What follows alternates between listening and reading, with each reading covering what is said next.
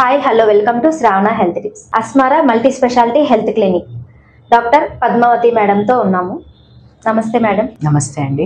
నేను doctor Padmavathi, dermatologist, Asmara health clinic. మగవారిలో వచ్చే జుట్టు సమస్యలు ఏంటి మేడం? మగవారిలో కామన్గా వచ్చే జుట్టు సమస్యలు డాండ్రఫ్, అదే చుండ్రుకు సంబంధించినవి వేరియస్ రీజన్స్తో వస్తాయి. అలాగే హెయిర్ లాస్, అలోపేషియా అంటాము. సో రకరకాల కారణాల వల్ల జుట్టు ఊడడం అనేది జరుగుతూ ఉంటుంది. డాండ్రఫ్ రావడానికి గల కారణాలు ఏంటి మేడం?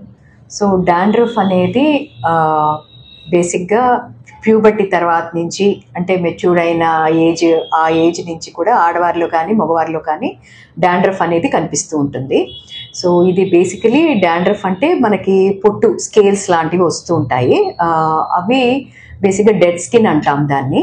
సో అవి ఎక్కువ అవటం వల్ల మనకి హార్మోన్ల ప్రభావం వల్ల యూజువల్గా ఈ ఎక్సెస్ డెడ్ స్కిన్ ఫార్మేషన్ అనేది జరుగుతుంది స్కాల్ప్ లోపల. సో ఇది ఐదర్ డ్రైగా ఉండొచ్చు, పొడి పొడిగా రాలిపోతూ ఉండొచ్చు, లేదా స్కాల్ప్లోనే ఉండిపోవచ్చు. చాలామంది మా భుజాల మీద పడుతుందని, పడుకుంటే దీంట్ల మీద పడుతుందని. సో ఇట్లా డ్రైగా వచ్చే స్కేల్స్ అనేది ఒక రకమైతే, ఆయిల్గా ఉండి స్టిక్కీగా ఉండి లోపలే పిచ్చుల్లాగా ఫామ్ అవటము, లేక అట్టలు కట్టినట్టుగా ఫామ్ అవడము, దురదతో ఉండడము, ఇలాంటివన్నీ కూడా డాండ్రఫ్కి రిలేటెడ్ సమస్యలు. సో డాండ్రఫ్లో కూడా చాలా రకాలు ఉంటాయమ్మా. అంటే మైల్డ్ నుంచి కూడా చాలా సివియర్ డాండ్రఫ్ కూడా ఉంటుంది. సో కొంతమందికి సోరియాసిస్ అనేది కూడా one of the scales form అవడానికి ఒక రీజను. సో సెబోరిక్ డెర్మటైటిస్ అనేది ఇంకొక కండిషన్, అది కూడా సీజనల్గా వస్తూ ఉంటుంది. సో ఇవన్నీ కూడా డాండ్రఫ్కి రిలేటెడ్ కండిషన్స్. కారణము మేజర్గా హార్మోనల్ ప్రభావం వల్ల ఒకటి, తర్వాత స్ట్రెస్ ఫ్యాక్టర్స్ కొన్ని, అలాగే మన పొల్యూషన్, మనం రోజువారీ ఎక్స్పోజ్ అవుతూ ఉంటాం పొల్యూషన్కి, డర్ట్కి, దానికి. సో దానివల్ల కూడా మనకి స్కాల్ప్లో డాండ్రఫ్ ఫార్మేషన్ అనేది జరుగుతూ ఉంటుంది. మగవారిలో కానీ ఆడవారిలో కానీ డాండ్రఫ్ని ఎలా కంట్రోల్ చేసుకోవాలి మేడం? సో డాండ్రఫ్ అనేది కంటిన్యూస్గా ఉండే ప్రాబ్లం అమ్మా. సో ఇది ట్రీటబుల్ కండిషన్ మాత్రమే. దాన్ని మనం కంట్రోల్లో పెట్టుకోవటం అనేది దానికి బెటర్ ఆప్షను. సో దీని ముందే ఏమిటంటే దానికి వేరియబుల్ షాంపూస్ కానివ్వండి, తర్వాత రకరకాల ట్రీట్మెంట్స్ కూడా అవైలబుల్ ఉన్నాయి. సో మేజర్గా ఎప్పుడూ శుభ్రంగా ఉంచుకోవటం అనేది చాలా ముఖ్యమైన పని. సో దీనిలో భాగంగా మనకి వేరియస్ షాంపూస్ సజెస్ట్ చేస్తూ ఉంటాము. లైక్ కెటకొనజోల్ అనే యాంటీఫంగల్ షాంపూస్ ఉంటాయి, కోల్తార్ అనేది ఉంటుంది, తర్వాత సాల్సిలిక్ బేస్డ్ కాంబినేషన్ షాంపూస్. వీటన్నిటి ద్వారా వాడుకుంటూ రెగ్యులర్ హెయిర్ వాష్ చేసుకోవటము, తర్వాత ఎప్పటికప్పుడు పొల్యూషన్కి ఎక్స్పోజ్ అయినా కూడా హెయిర్ క్లీన్ చేసుకుంటూ ఉండడము, ఇలాంటివన్నీ కూడా మనం మేనేజ్ చేస్తూ ఉండటం వల్ల డాండ్రఫ్ని మనం అదుపులో పెట్టుకోవచ్చు. మగవారిలో జుట్టు రాలిపోవడానికి గల కారణాలు ఏంటి మేడం? దానికి ఎలాంటి ట్రీట్మెంట్ తీసుకోవాలి మేడం? సో మగవారిలో బేసిక్గా కామన్గా వచ్చే కండిషన్ వచ్చి మేల్ ప్యాటర్న్ హెయిర్ లాస్ అంటాము. అంటే ఆండ్రోజెనిక్ అలోపేషియా, లేదా మన తెలుగులో బట్టతల అంటాము. సో ఇది మేజర్గా కామన్గా కనిపించే కండిషను. ఇది కాకుండా టీలోజన్ ఎఫ్యూఎం అని కొన్ని అదర్ రీజన్స్ వల్ల వచ్చేవి కూడా కొన్ని ఉంటాయి. సో మనకి మెజారిటీ అన్ని వయసుల వారిలో మనం కనిపించేది ఆండ్రోజెనిక్ అలోపేషియా అనేది. సో ఇది ఒక మేల్ ప్యాటర్న్ హెయిర్ లాస్ అంటాం. అంటే ఒక ప్యాటర్న్డ్గా, ఒక పద్ధతిగా జుట్టు ఊడుతూ రాలేదాన్ని మనం మేల్ ప్యాటర్న్ హెయిర్ లాస్ అంటాము.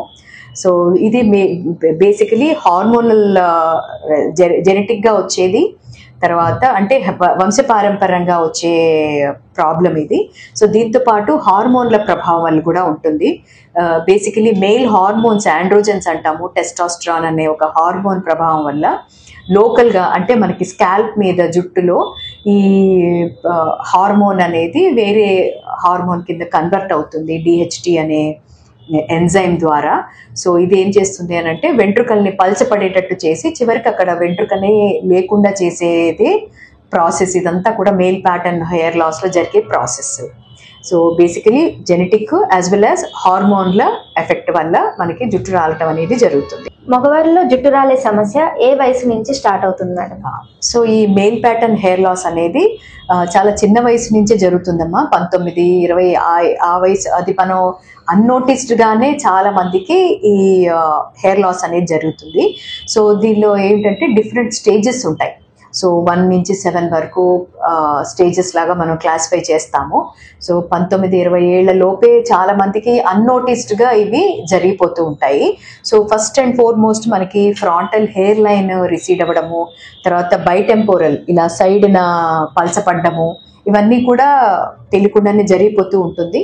తర్వాత గ్రాడ్యువల్గా టాప్ అంటే వర్టెక్స్ మీద, తర్వాత వాళ్ళకి వంశపారంపర్యంగా వచ్చే ప్యాటర్న్ ఏదైతే ఉందో అది మెల్లమెల్లగా వాళ్ళకి ఫ్యూచర్లో రావడం అనేది జరుగుతూ వస్తుంది. అది మగవారిలో జుట్టు రాలే సమస్యకి పరిష్కారాలు ఏంటి madam? So male pattern hair లాస్లో మనకి 2 విధాలుగా మేనేజ్ చేయొచ్చండి. ఒకటి మెడికల్ మేనేజ్మెంట్, అంటే వాళ్ళు ఒకటి ఫస్ట్ ఏ స్టేజ్లో ఉన్నారు, వాళ్ళకి ఎటువంటి వైద్యం ఇస్తే వాళ్ళకి బెటర్ అవుతుంది అనేది చూస్తాము. సో దీని ద్వారా ఏంటి అని అంటే బిగినింగ్లో కనుక వాళ్ళు ఐడెంటిఫై చేసుకోగలిగితే చాలా వరకు ఇది ప్రోగ్రెస్ అవ్వకుండా దాన్ని మనం స్లో డౌన్ చేయొచ్చు ట్రీట్మెంట్స్ ద్వారా లేదా మెడిసిన్స్ ద్వారా. దీనిలో మెడికల్ మేనేజ్మెంట్ కింద మనము కొన్ని లోషన్స్, సీరమ్స్ అంటాము, తర్వాత మినాక్సిడిల్ అనే మందు ఉంది, తర్వాత ఫినాస్ట్రైడ్ అనేది యూజువల్గా సజెస్ట్ చేస్తూ ఉంటాము. వేరియస్ అదర్ సీరమ్స్ కూడా అవైలబుల్ ఉంటాయి. అండ్ సప్లిమెంట్స్, వేరియస్ సప్లిమెంట్స్ ఇస్తూ ఉంటాం యూజువలీ. సో వాళ్ళకి గల కారణాలు ఏమిటనేది కూడా ముందు చూడడం జరుగుతుంది. కొంతమందికి వంశపారంపర్యంగానే కాకుండా సింపుల్ హెయిర్ లాస్లు కూడా కొంతమందికి వస్తూ ఉంటాయి.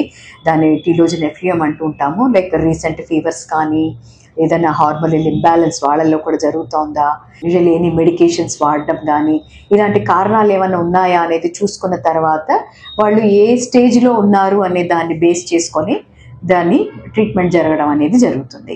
సో మెడికల్ మేనేజ్మెంట్ కింద యూజువల్లీ ఇప్పుడు ఇంతకుముందు చెప్పినవన్నీ కూడా మేము సజెస్ట్ చేయడం జరుగుతుంది. బట్ కొంత దాటిపోయారు, స్టేజ్ అడ్వాన్స్ అవుతోంది, ఈ మెడికల్ మేనేజ్మెంట్తో పాటు కొన్ని ట్రీట్మెంట్స్, థెరపీస్ అంటాము, ఆ ట్రీట్మెంట్స్ ఇవ్వడం కూడా జరుగుతుంది. ఇవన్నీ కూడా, ఈ ట్రీట్మెంట్స్ అన్నీ కూడా FDA అప్రూవ్డ్, అంటే ఇవి క్లినికల్గా ప్రూవ్ అయినవి. వీటి ద్వారా జుట్టు పెరగటం అనేది జరుగుతుంది అనేది తెలుసుకున్న ట్రీట్మెంట్స్, ఇవన్నీ కనుక్కున్న ట్రీట్మెంట్స్. సో వాటిల్లో మేజర్గా వచ్చేది మనకి PRP, platelet rich plasma therapy, growth factor concentrate treatments, తర్వాత ఇప్పుడు లేటెస్ట్గా మీజోథెరపీస్ అని కూడా చేస్తున్నాము. వాటిలో QR678, ఎగ్జోజోమల్ అని రీసెంట్ అడ్వాన్స్ వచ్చి ఎగ్జోజోమల్ హెయిర్ ట్రీట్మెంట్స్, తర్వాత డర్మా రోలర్ అనే ట్రీట్మెంట్స్, తర్వాత లో లైట్ లేజర్, రెడ్ లైట్ ద్వారా హెయిర్ గ్రోత్ని ప్రమోట్ చేయటము, ఇలాంటి ట్రీట్మెంట్స్ అన్నీ కూడా వాళ్ళకి సజెస్ట్ చేయడం జరుగుతుంది. స్ట్రెస్ వలన కూడా జుట్టు రాలుతుందా మేడం? మగవాళ్ళల్లో లైఫ్ స్టైల్ ద్వారా కూడా జుట్టు రాలే సమస్య ఉంటుందా మేడం? లైఫ్ స్టైల్ అనేది చాలా ఇంపార్టెంట్ రోల్ ప్లే చేస్తుంది మా జుట్టు రాలటంలో. ప్రెజెంట్ ఏమిటి అని అంటే వాళ్ళలో ఆల్కహాల్ కానివ్వండి, స్మోకింగ్ హ్యాబిట్స్ కానివ్వండి, లేక too much of junk diet తీసుకోవటము, ఫ్యాట్ డైట్ తీసుకోవటము, తర్వాత ఎక్స్పోజర్ టు పొల్యూషన్ వాళ్ళ ప్రొఫెషన్ వైజ్గా కానివ్వండి, లేదా lack of sleep, because day night shifts అని డిఫరెంట్ ఆస్పెక్ట్స్లో వాళ్ళకి వాళ్ళ రిథమ్ మారుతూ ఉంటుంది. అది కూడా ఒక రకంగా స్ట్రెస్ ఫ్యాక్టర్ కిందకి వస్తుంది. తర్వాత ఆందోళన, విపరీతమైన యాంగ్జైటీ కానివ్వండి, ఒకటి జుట్టు రాలిపోతుందన్న యాంగ్జైటీ కూడా వాళ్ళలో ఎక్కువ ఉంటుంది. సో స్ట్రెస్ ఫ్యాక్టర్ కూడా చాలా మేజర్ ఇది చేస్తూ ఉంటుంది. అలాగే స్లీప్ ప్యాటర్న్ కూడా చాలా ఇంపార్టెంట్ రోల్ ప్లే చేస్తుంది జుట్టు రాలటంలో. అండ్ ప్రాపర్ న్యూట్రిషన్ డైట్ లేకుండా తీసుకోకపోవడం కూడా one of the main reason. అలాగే చాలామంది హెల్మెట్స్ కానివ్వండి, క్యాప్ వాడే అలవాట్లు, ఇవన్నీ కూడా ఉంటాయి. సో దీన్ని చాలామంది అడుగుతారు, వీటి వల్ల జుట్టు రాలుతుందా అని అడుగుతూ ఉంటారు. ఎక్కడ అంటే మేజర్గా మనం రోజు సేమ్ హెల్మెట్ వాడుతూ ఉంటాము. తర్వాత చెమట పట్టడం అది జరుగుతూ ఉంటుంది. ప్రెషర్ దాని మీద మన కరెక్ట్ ఫిట్టింగ్ లేకపోయినా కూడా, తర్వాత లాంగ్ డిస్టెన్స్ డ్రైవ్ చేయటము, ఎక్కువసేపు ఉంచుకోవటము కూడా టు సమ్ ఎక్స్టెంట్ జుట్టు రాలటం అనేది జరుగుతుంది. మేబీ బికాస్ ఆఫ్ ద చెమట స్వెట్టింగ్, అది టూ మచ్ ఆఫ్ స్వెట్ పట్టడము, దానివల్ల ప్రెషర్ వల్ల. అలాగే క్యాప్ కూడా మనకి కరెక్ట్ సైజ్ క్యాప్ ఒకటి, అండ్ ఎవ్రీ డే మార్చుకోవటం అనేది కూడా ఇట్స్ ఎ గుడ్ ఆప్షన్. బేసిక్గా వాడిన క్యాపే వాడుతూ అదే దీనివల్ల కూడా ఉన్న డాండ్రఫ్ లాంటిది ఏదైనా ఉన్నా కూడా పెరగటం కానివ్వండి, కొంచెం టైట్ ఫిట్టింగ్ క్యాప్స్ పెడుతూ జుట్టు రాలటం అనేది కూడా కొంచెం జరుగుతూ ఉంటుంది. సొల్యూషన్ ఏంటంటే బేసిక్గా ఒక కర్చీఫ్ లాంటిది కట్టుకొని దానిపైన హెల్మెట్ పెట్టుకోవచ్చండి. అలాగే క్యాప్ కూడా మన కరెక్ట్ సైజ్ అనేది తీసుకోవాలి. క్యాప్ కూడా కొంచెం వెడల్పు క్యాప్ తీసుకోవాలి. అలాగే ఏ రోజుకి ఆ రోజు క్యాప్ని మార్చుకోవటం అనేది కూడా చేయాలి. జుట్టు ఎక్కువగా రాలుతున్నప్పుడు ఎలాంటి సమయంలో డాక్టర్ని సంప్రదించాలి madam? So especially male pattern hair loss అనేది ఎర్లీగానే స్టార్ట్ అవుతుంది కాబట్టి వాళ్ళు తొందరగా ఐడెంటిఫై చేసుకుంటే కనుక ఇమీడియట్గా కూడా డాక్టర్ని కన్సల్ట్ చేయొచ్చు. ఎందుకంటే ఇది స్లో ప్రోగ్రెసివ్ కండిషన్, అంటే గ్రాడ్యువల్గా మనకి వాళ్ళ జెనెటిక్గా వచ్చే ప్యాటర్న్ని తీసుకుంటుంది కాబట్టి ఏ స్టేజ్లో అయినా అది మార్పు చెందుతూ ఉంటుంది. కాబట్టి వాళ్ళు ఎంత ఎర్లీగా వస్తే దాని పరిష్కారం అనేది చూసుకుంటూ ఉంటే దాన్ని మెయింటైన్ చేయడము సులభం అవుతుంది. ఈ జుట్టు రాలే సమస్య ఎక్కువగా ఉన్నప్పుడు ఎలాంటి స్టేజ్లో వచ్చినా కూడా ఉపయోగం ఉంటుందా మేడం? ఈ డిఫరెంట్ స్టేజెస్లో మనం ఇందాక డిస్కస్ చేసుకున్నట్టు కంప్లీట్గా జుట్టు మొత్తం అక్కడ బాల్డ్ అయిపోయింది, దానిలో ఈ పిఆర్పీస్ కానివ్వండి, మీజోథెరపీ కానివ్వండి చాలా వరకు పనిచేయవండి. సో వాళ్ళకు ఒక ఆప్షన్ అనేది హెయిర్ ట్రాన్స్ప్లాంటేషన్ అనేది యూజువల్గా సజెస్ట్ చేస్తాము. సో మందులు కానివ్వండి, లోకల్గా వాడే మందులు, మెడికల్గా కానివ్వండి, యాజ్ వెల్ యాజ్ ట్రీట్మెంట్స్ కూడా ఆ స్టేజ్లో ఆ కండిషన్లో పనిచేయదు. మగవారిలో హెయిర్ ట్రాన్స్ప్లాంటేషన్ ఎప్పుడు చేయించుకోవాలి మేడం? ఏ వయసు వారు చేయించుకోవచ్చు మేడం? సో యూజువల్గా హెయిర్ ట్రాన్స్ప్లాంటేషన్ అనేది అడ్వాన్స్డ్ స్టేజ్, అంటే చాలా వరకు ఇంకా జుట్టు పోయింది, ఇంకా అక్కడ ఎటువంటి జుట్టు రాదు ఏ ప్రయత్నాలు చేసినా అనేది అలాంటి స్టేజ్లో ఉన్న వాళ్ళకి. తర్వాత వయసు 18 ఏళ్ళు పైబడ్డ వాళ్ళు ఎవరైనా కూడా చేయించుకోవచ్చు. చాలామంది హెయిర్ లైన్ చేయించుకోవడానికి వస్తారు, తర్వాత బ్యాక్ ప్యాచ్ ఫామ్ అయిందని చెప్పి చేయించుకునే వాళ్ళు వస్తారు. సో వాళ్ళకి కావాలి, మేము హెయిర్ గ్రోత్ అనేది బాగుంటుంది హెయిర్ ట్రాన్స్ప్లాంటేషన్ ద్వారా, వాళ్ళ సమస్య సాల్వ్ అవుతుంది అని అనుకున్న వాళ్ళందరూ కూడా హెయిర్ ట్రాన్స్ప్లాంటేషన్ చేయించుకోవచ్చు. హెయిర్ ట్రాన్స్ప్లాంటేషన్ తర్వాత హెయిర్ గ్రోత్ అనేది ఆటోమేటిక్గా పెరుగుతుందా మేడం? హెయిర్ ట్రాన్స్ప్లాంటేషన్ ద్వారా డిఫరెంట్ మెథడ్స్ ఉన్నాయమ్మా దీనిలో కూడా. సో ఇప్పుడు లేటెస్ట్గా మనము ఫాలిక్యులర్ యూనిట్ ట్రాన్స్ప్లాంట్ అనేది చేస్తున్నాం, FUE మెథడ్. సో దీని ద్వారా కూడా చాలా మంచి రిజల్ట్స్ అయితే వస్తున్నాయి. సో ఆస్మారా హెల్త్ క్లినిక్లో మంచి టీమ్ ఉంది. సో దాని ద్వారా మీరు హెయిర్ ట్రాన్స్ప్లాంటేషన్ అనేది చేయించుకోవచ్చు, అది కూడా ఒక option. PRP and GFC and other treatments ద్వారా హెయిర్ గ్రోత్ అవ్వడం ఎలా ఉంటుంది మేడం? ఇవి చాలా బాగా పనిచేస్తాయండి. సో ఎర్లీ స్టేజెస్లో వాళ్ళు జుట్టు రాలుతోంది, బాగా తగ్గుతోంది, పలసపడుతోంది, తర్వాత కొంచెం రిసీడ్ అయిపోయింది హెయిర్ లైన్, టెంపోరల్గా పోయింది, లేదా పైన వర్టెక్స్ ఏరియాస్లో పోతోంది, ఇలా ఎవరు అనుకున్న ఐడెంటిఫై చేసుకోగలిగితే ఈ ట్రీట్మెంట్స్ చాలా మంచి ఆప్షన్ మా. సో వీటి ద్వారా ఏంటంటే 2 రకాల సమస్యలు పరిష్కరిస్తాము. ఒకటి, హెయిర్ లాస్ అనేది చాలా వరకు మినిమైజ్ అయిపోతుంది, తగ్గటం అనేది జరుగుతుంది. తర్వాత హెయిర్ గ్రోత్ని కూడా ఇది ప్రమోట్ చేస్తుంది.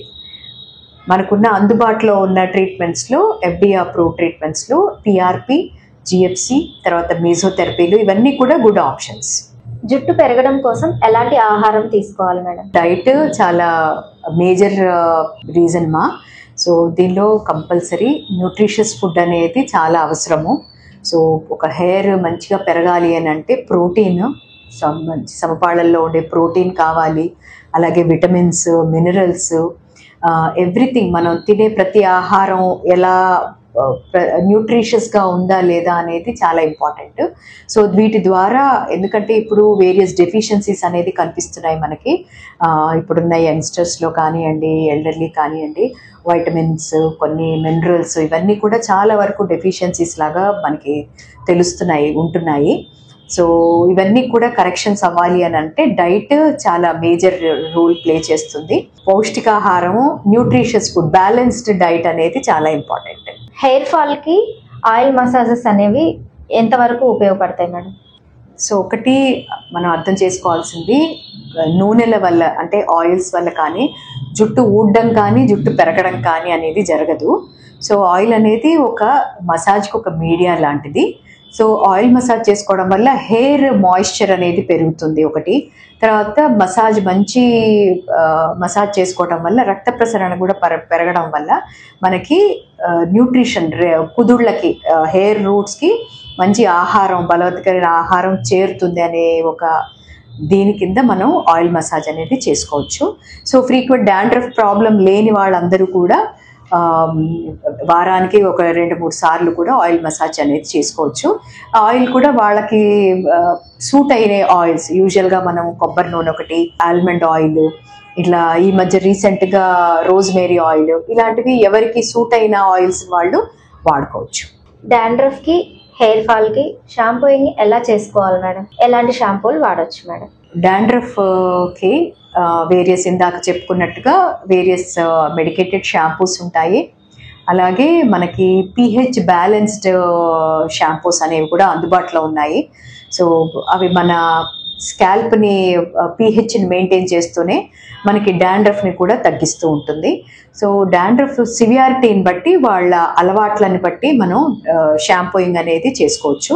సో యూజువలీ కొంతమంది రెగ్యులర్గా చేస్తూ ఉంటారు వాళ్ళ అలవాట్లను బట్టి. సో చేసుకోవటంలో అయితే తప్పులేదు.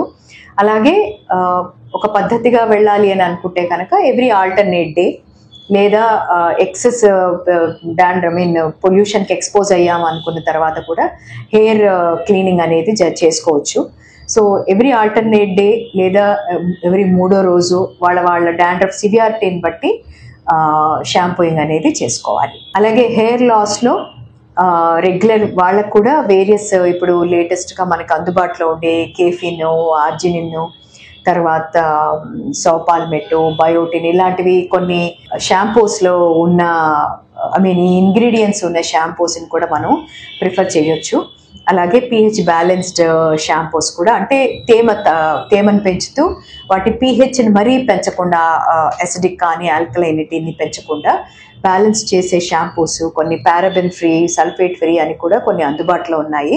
సో అలాంటి షాంపూస్ వాడుకుంటూ, అండ్ షాంపూ చేసేటప్పుడు కూడా కంప్లీట్గా మొత్తం షాంపూనే వాడకుండా దాన్ని కరెక్ట్ పద్ధతిలో, అంటే డైల్యూట్ చేసుకొని, నీళ్లతో డైల్యూట్ చేసుకొని, ఎస్పెషలీ 1:5 రేషియోలో కానీ అలా డైల్యూట్ చేసుకొని వాడుకోవటం అనేది బెస్ట్. జుట్టు పెరగడం కోసం GFC అండ్ PRP ట్రీట్మెంట్ ఎలా తీసుకోవాలి madam? So growth factor concentrate, platelet rich plasma therapy అనేది చాలా బాగా ఇచ్చే ట్రీట్మెంట్స్ అండి. జుట్టు పెరుగుదలకి ఇవి చాలా హెల్ప్ చేస్తాయి. సో బేసికలీ ఇవి పేషెంట్ బ్లడ్తోనే చేసే ట్రీట్మెంట్స్, అంటే సేఫ్గా వాళ్ళ బ్లడ్డే కాబట్టి దాన్ని autologous kind of blood removal అంటాము. సో అంటే వాళ్ళ సొంత బ్లడ్లో నుంచే వాళ్ళల్లో ఉండే ఆ బ్లడ్లో ఉండే గ్రోత్ ఫ్యాక్టర్స్ కానివ్వండి, ప్లేట్లెట్స్ కానీ సపరేట్ చేసి అదొక ప్రాసెస్ ఉంటుంది. దాని ద్వారా అవి సపరేట్ చేయడం జరుగుతుంది. అలాగే పేషెంట్ స్కాల్ప్కి ఆ సపరేట్ చేసిన సీరం అనేది మనం ఇంజెక్ట్ చేయడం అనేది జరుగుతుంది. ఇది చాలా సేఫ్గా తీసుకునేది and result oriented treatments. So ఇది బేసికలీ వాళ్ళ స్టేజ్ని బట్టి నెంబర్ ఆఫ్ సెషన్స్ అనేది డిసైడ్ చేయడం జరుగుతుంది. జనరల్గా 4 to 6 సెషన్స్ అనేది సజెస్ట్ చేస్తూ ఉంటాము. దాంతోపాటు మెడికల్గా వాడాల్సిన కొన్ని షాంపూస్ కానివ్వండి, సీరమ్స్ కానివ్వండి, మినాక్సిడిల్ కానివ్వండి, సప్లిమెంట్స్, ఇవన్నీ కూడా యాజ్ అ హోమ్ కేర్ వాళ్ళకి సజెస్ట్ చేయడం జరుగుతుంది. PRP అండ్ GFC ట్రీట్మెంట్స్ ఏ వయసు వారు తీసుకోవాలి మేడం? యూజువల్గా 18 years అబోవ్ వాళ్ళందరూ కూడా తీసుకోవచ్చండి. చాలా thank you madam. Thank you Shravani. చూస్తూనే ఉండండి Shravana health tips. Please like, share and subscribe Shravana health tips. Please follow Insta and Facebook also.